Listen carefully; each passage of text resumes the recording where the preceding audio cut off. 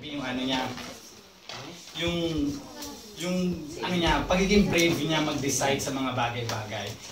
Sa church natin, kasi sa 3 years ko nang stay sa church natin, ang dami niya mga naging desisyon na naging napakahirap, marami siyang mababangga, maraming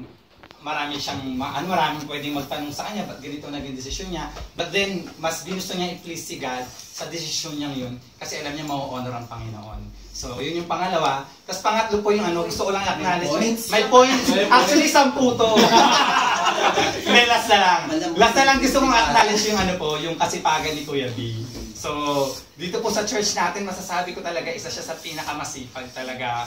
Kahit madaling araw na yan, magpa-follow up yan, mag-message pa yan. Tapos kahit ang dami na po niyang hawak, gusto niya, hawakan pa din niya yung iba. Di ba mag gano'n? Yung delegate din. Hindi, pero sobrang sipag po niya. Tapos lahat naman po ng hawakan po niya, nagdi-deliver naman po siya ng good output. So, yun lang po. Happy birthday, bro. Yeah. Happy 30th. Okay, syempre, ang kanyang may bahay sa Marina.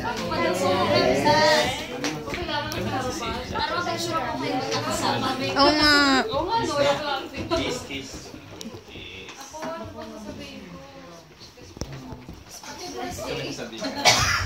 Sabihin mo kay Daddy yan, happy birthday po. Happy birthday, ano ba? Ulit-ulit ko sabihin mo na. Hindi mo ako matawan. Sabihin na, Pwede kang mag-picture. Na salamat sa Panginoon sa buhay niya kasi talagang yung totoo yung kanta namin, yung ano namin, God made, parang ginawa ka ni Diyos, ginawa siya ng Diyos para sa akin. God made me you. Patay, nakalimutan ka na yan. God made you because He's thinking of me. Ikaw pala.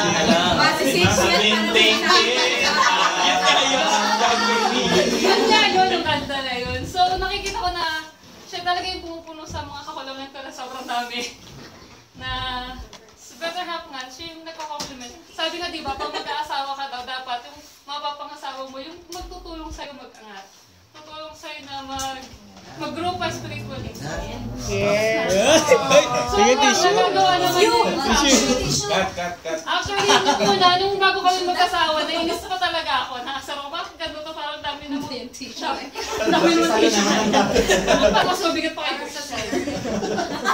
Ito nagagalat na. Yun, ano ba? Ano po? Wala tuloy ako. Nasa na ba ako? Yan, magalit ka sa kanya.